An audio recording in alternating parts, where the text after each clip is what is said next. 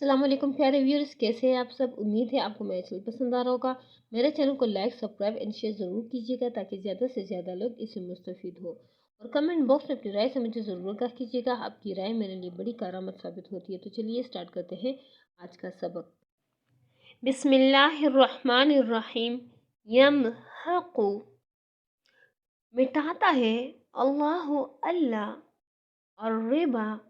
سود کو، ویربی اور بڑھاتا ہے، الصدقات صدقات کو، واللہ اور اللہ تعالی لا یحب نہیں دوست رکھتا، کل ہر کفار ناشکر اثیم گنہگار کو۔ پیارے ویورز، اس آیت میں ایک ایسی صداقت بیان کی گئی ہے جو اخلاقی اور روحانی حیثیت سے بھی سراسر حق ہے، اور معاشی اور تمدنی حیثیت سے بھی، اگرچہ بظاہر سود سے دولت بڑھتی نظر آتی ہے اور صدقات سے گھٹتی ہوئی محسوس ہوتی ہے، لیکن در حقیقت معاملہ اس کے برعکس ہے۔ خدا کا قانون فطرت یہی ہے کہ سود اخلاقی اور روحانی و معاشی و تمدنی ترقی میں نہ صرف مانع ہوتا ہے بلکہ تنزل کا ذریعہ بنتا ہے، اور اس کے برعکس صدقات سے، جن میں قرض حسن بھی شامل ہے، اخلاق و روحانیت اور تمدن و معیشت ہر چیز کو نشوونما نصیب ہوتا ہے۔ پیارے ویورز، اخلاقی اور روحانی حیثیت سے دیکھیے تو یہ بات بالکل واضح ہے کہ سود دراصل خود غرضی، بخل، تنگ دلی اور سنگ دلی جیسی صفات کا نتیجہ ہے، اور وہ انہی صفات کو انسان میں نشوونما بھی دیتا ہے۔ اس کے برعکس صدقات کا نتیجہ یہ ہے کہ فیاضی، ہمدردی، فراخ دلی اور اعلیٰ ظرفی جیسی صفات کا، اور صدقات پر عمل کرتے رہنے سے یہی صفات انسان کے اندر پرورش پاتی ہے۔ کون ہے جو اخلاقی صفات کے ان دونوں مجموعوں میں سے پہلے مجموعے کو بدترین اور دوسرے کو بہترین نہ مانتا ہو؟ تمدنی حیثیت سے دیکھیے تو باادنی تعامل یہ بات ہر شخص کی سمجھ میں آ جائے گی کہ جس سوسائٹی میں افراد ایک دوسرے کے ساتھ خود غرضی کا معاملہ کرے، کوئی شخص اپنی ذاتی غرض اور اپنی ذاتی فائدے کے بغیر کسی کے کام نہ آئے، ایک آدمی کی حاجت مندی کو دوسرا آدمی اپنے لیے نفع اندوزی کا موقع سمجھے اور اس کا پورا فائدہ اٹھائے، اور مالدار طبقوں کا مفاد عامة الناس کے مفاد کی ضد ہو جائے، ایسی سوسائٹی کبھی مستحکم نہیں ہو سکتی۔ اس کے افراد میں آپس کی محبت کی بجائے باہمی بغض و حسد اور بے دردی اور بے تعلقی نشوونما پائے گی۔ اس کے اجزاء ہمیشہ انتشار اور گندگی کی طرف مائل رہے گی، اور اگر دوسرے اسباب بھی اس صورتحال کے لیے مددگار ہو جائے تو ایسی سوسائٹی کے اجزاء کا باہم متصادم ہو جانا بھی کچھ مشکل نہیں ہے۔ اس کے برعکس جس سوسائٹی کا اجتماعی نظام آپس کی ہمدردی پر مبنی ہو، جس کے افراد ایک دوسرے کے ساتھ فیاضی کا معاملہ کرے، جس میں ہر شخص دوسرے کی حاجت کے موقع پر فراخ دلی کے ساتھ مدد کا ہاتھ بڑھائے، اور جس میں باوسیلہ لوگ بے وسیلہ لوگوں سے ہمدردانہ اعانت یا کم از کم منصفانہ تعاون کا طریقہ برتے، ایسی سوسائٹی میں آپس کی محبت، خیرخواہی اور دلچسپی نشوونما پائے گی۔ اس کے اجزاء ایک دوسرے کے ساتھ پیوست اور ایک دوسرے کی پشت بیان ہوں گے۔ اس میں اندرونی نزاع و تصادم کو راہ پانے کا موقع نہ مل سکے گا۔ ان میں باہمی تعاون اور خیرخواہی کی وجہ سے ترقی کی رفتار پہلی قسم کی سوسائٹی کی بنسبت بہت زیادہ تیز ہوگی۔ اب معاشی حیثیت سے دیکھیے تو معاشیات کے نقطہ نظر سے سودی قرض کی دو قسمیں ہیں۔ ایک وہ قرض جو اپنی ذاتی ضروریات پر خرچ کرنے کے لیے مجبور اور حاجت مند لوگ لیتے ہیں،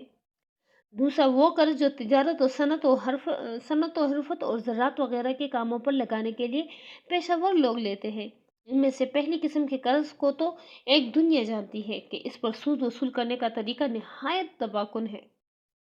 پیارے ویورز، دنیا کا کوئی ملک ایسا نہیں ہے جس میں مہاجن افراد اور مہاجنی ادارے اس ذریعے سے غریب مزدوروں کا، کاشتکاروں اور قلیل المعاش عوام کا خون نہ چوس رہے ہو۔ سود کی وجہ سے اس قسم کا قرض ادا کرنا ان لوگوں کے لیے سخت مشکل بلکہ بسا اوقات ناممکن ہو جاتا ہے۔ پھر ایک قرض کو ادا کرنے کے لیے دوسرا اور تیسرا قرض لیتے چلے جاتے ہیں۔ اصل رقم سے کہیں کہیں گنا سود دے چکنے پر بھی اصل رقم جو کی تو باقی رہتی ہے۔ محنت پیشہ آدمی کی آمدنی کا بیشتر حصہ مہاجن لے جاتا ہے اور اس غریب کی اپنی کمائی میں سے اس کے پاس اپنا اور اپنے بچوں کا پیٹ پالنے کے لیے بھی کافی روپیہ نہیں بچتا۔ یہ چیز رفتہ رفتہ اپنے کام سے کارکنوں کی دلچسپی ختم کر دیتی ہے، کیونکہ جب ان کی محنت کا پل دوسرا لے اڑے تو وہ کبھی دل لگا کر محنت نہیں کر سکتے۔ پھر سودی قرض کے جال میں پھنسے ہوئے لوگوں کو ہر وقت کی فکر اور پریشانی اس قدر گلا دیتی ہے اور تنگ دستی کی وجہ سے ان کے لیے صحیح غذا اور علاج اس قدر مشکل ہو جاتا ہے کہ ان کی صحتیں کبھی درست نہیں رہ سکتی۔ جس طرح سودی قرض کا حاصل یہ ہوتا ہے کہ چند افراد تو لاکھوں آدمیوں کا خون چوس چوس کر موٹے ہوتے رہتے ہیں، مگر بحیثیت مجموعی پوری قوم کی پیدائش دولت اپنی امکانی معیار کی بنسبت بہت گٹ جاتی ہے، اور مال کار میں خود وہ خون چوسنے والے افراد بھی اس کے نقصانات سے نہیں بچ سکتے، کیونکہ ان کی اس خود غرضی سے غریب عوام کو جو تکلیفیں پہنچتی ہیں، ان کی بدولت مالدار لوگوں کے خلاف غصے اور نفرت کا ایک طوفان دلوں میں اٹھتا اور گرتا رہتا ہے،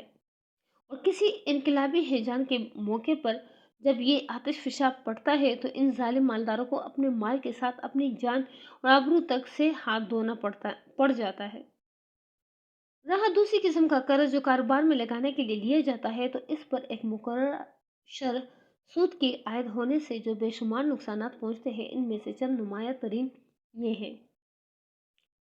نمبر 1، جو کام رائج الوقت شرح سود کے برابر نہ لا سکتے ہو، چاہے ملک اور قوم کے لیے کتنے ہی ضروری اور مفید ہو،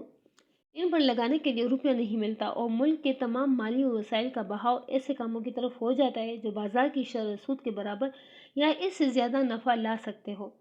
چاہے اجتماعی حیثیت سے ان کی ضرورت اور ان کا فائدہ بہت کم ہو یا کچھ بھی نہ ہو۔ نمبر 2، جن کاموں کے لیے سود پر سرمایہ ملتا ہے، خواہ وہ تجارتی کام ہو یا صنعتی یا زراعتی،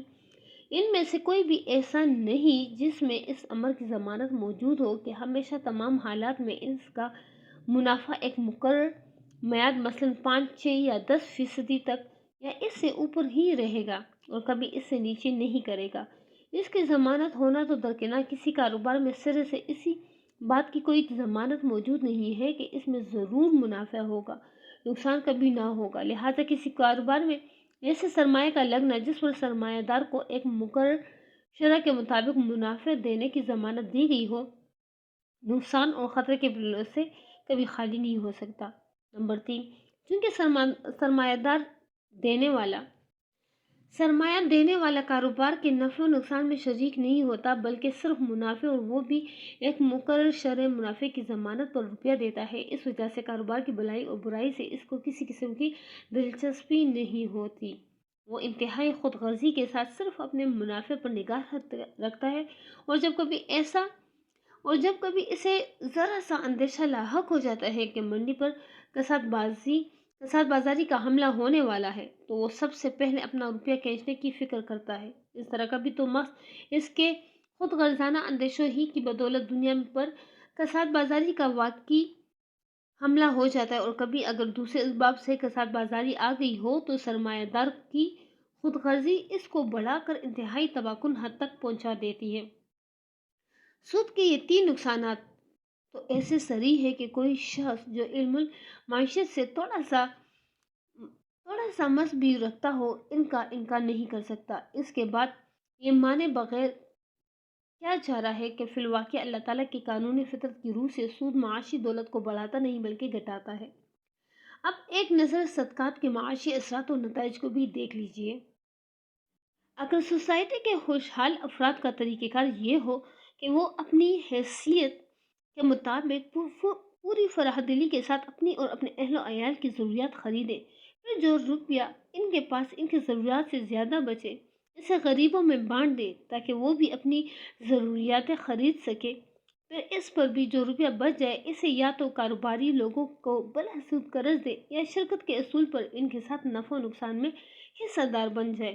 یا حکومت کے پاس جمع کر دے کہ وہ اجتماعی خدمات کے لیے ان کو استعمال کرے، تو ہر شخص تھوڑے سے غور و فکر ہی سے اندازہ کر سکتا ہے کہ ایسی سوسائٹی میں تجارت اور صنعت اور زراعت ہر چیز کو بے انتہا فروغ حاصل ہوگا۔ اس کے عام افراد کی خوشحالی کا معیار بلند ہوتا چلا جائے گا، اور اس میں بحیثیت مجموعی دولت کی پیداوار اس سوسائٹی کی بنسبت بدرجہ زیادہ ہوگی، اور جس کے اندر سود کا رواج ہو۔ پیارے ویورز، ظاہر ہے کہ سود پر روپیہ وہی شخص چلا سکتا ہے جس کی دولت کی تقسیم میں اس کی حقیقی ضرورت سے زیادہ حصہ ملا ہو۔ یہ ضرورت سے زیادہ حصہ جو ایک شخص کو ملتا ہے، قرآن کے نقطہ نظر سے دراصل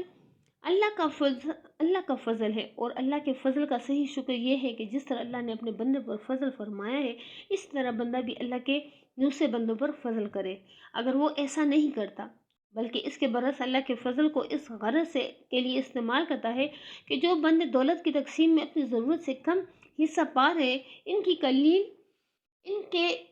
قلیل حصے میں سے بھی وہ اپنی دولت کے زور پر ایک جز اپنی طرف کھینچ لے، تو حقیقت میں وہ ناشکرہ بھی ہے، اور ظالم، جفاکار اور بدعمل بھی۔ انشاءاللہ پھر ملیں گے نئے سبق کے ساتھ۔ اپنے دعاؤں میں یاد رکھیے گا۔ اس وقت تک کے لیے اللہ حافظ۔